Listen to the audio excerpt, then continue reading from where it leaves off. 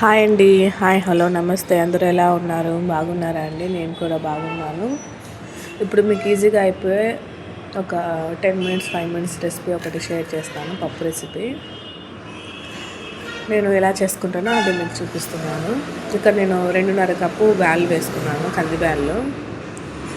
కంది బ్యాళ్ళు నీట్గా శుభ్రం చేసుకొని తగినన్ని నీళ్లు పోసుకొని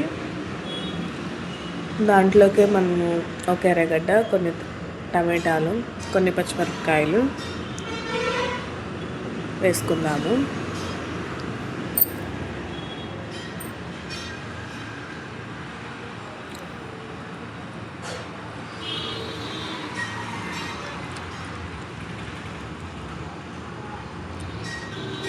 అన్నీ ఇలా తరిగి వేసుకుందామండి కుక్కర్లోకి. ఇప్పుడు నేను కొంచెం చింతపండు వేస్తున్నాను, కొంచెం పసుపు, కారము మీకు తగినట్టు మిరపకాయలు వేసుకోండి. అంటే కొన్ని కారం తక్కువ, కొన్ని కారం ఎక్కువ మిరపకాయలు ఉంటాయి కాబట్టి మీకు కారానికి తగ్గట్టు మిరపకాయలు వేసుకోండి. నేను ఇందులోకే సాల్ట్ వేసేస్తున్నాను. మెంతి కూర కూడా మెంతాకు అంతా నీట్గా విడిపించుకొని నీట్గా నీళ్ళలో శుభ్రం చేసుకొని దాన్ని కూడా వేసేసుకుందాము. ఇప్పుడు మనము కుక్కర్ మూత పెట్టేసి ఒక 3 విజిల్ అండి, 3 లేదా 2 విజిల్ అంతే, కుక్కర్లో పెట్టేసి విజిల్ వేయించేసాము. 3 విజిల్లు. నేను ఇక్కడ 2 విజిల్లు వేయించినాను. మీకు చెప్పడం నేను 2-3 వేయించుకుంటే సరిపోతుంది అని. ప్రెజర్ అంతా పోయిన తర్వాత మూత తీసి చూద్దాము. చూడండి, కరెక్ట్గా పర్ఫెక్ట్గా ఉడికిపోయింది. ఇప్పుడు ఇందులో ఉన్న నీళ్ళని మనం కొంచెం పక్కకు తీసుకొని పప్పు ఎనిపి పెట్టుకుందాం. ఇప్పుడు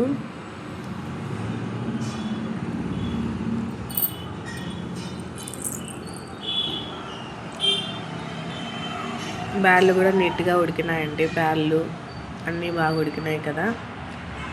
ఒకసారి అంతా కొన్ని నీళ్ళు పక్కకు తీసుకొని పప్పు అంతా నీట్గా ఎనిపేసుకొని ఇప్పుడు నీళ్ళు తీసి పెట్టుకున్నాం కదా, నీళ్ళు కొన్ని వేసుకున్నాము. నేను పిల్లలు తింటారు ఇక్కడ పప్పుచారు మాదిరిగా అని నేను కొన్ని నీళ్ళు పక్కనే పెట్టుకున్నాను. ఇప్పుడు తర్వాత వేసుకుందాం. మనము ముందుగా కొంచెం ఆయిల్ వేసుకొని జీలకర్ర ఆవాలు వేసుకుందామండి. అవి బాగా వేగిన తర్వాత తెల్లగడ్డ బాగా దంచి వేసుకుందామండి.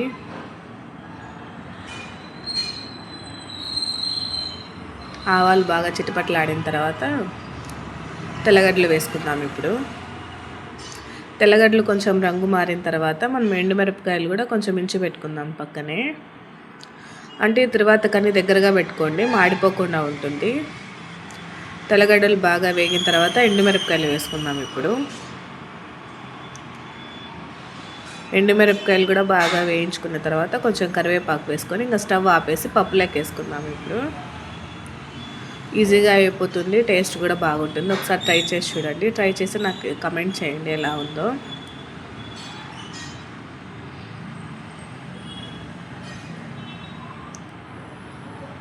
పప్పు ఈజీగా ఒక 5 మినిట్స్లో అయిపోతుందండి. ఎక్కువ టైం కూడా పట్టదు. మీకు ఏదైనా ఎక్కువ హెవీ వర్క్ ఉన్నప్పుడు కానీ అట్లా చేసేసుకొని పెట్టేసుకోండి, ఈజీగా అయిపోతుంది.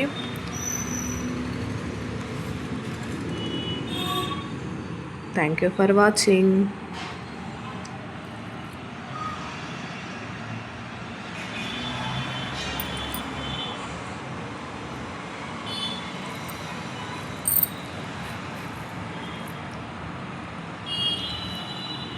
నేను ముందుగా పప్పు నీళ్ళు తీసి పెట్టుకున్నాను కదా, దాంట్లో కూడా కొంచెం తిరువాత వేసేసుకుంటే బాగుంటుంది. ఎవరైనా ఇంట్లో చిన్నపిల్లలు ఉంటే వాళ్ళు దీన్ని ఇష్టంగా తింటారు, కారం తక్కువగా ఉంటుంది కాబట్టి.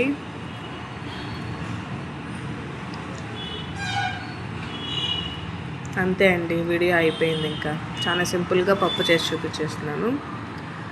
మీరు కూడా ట్రై చేసి ఒకసారి నాకు ఎలా ఉందో కమెంట్ చేయండి.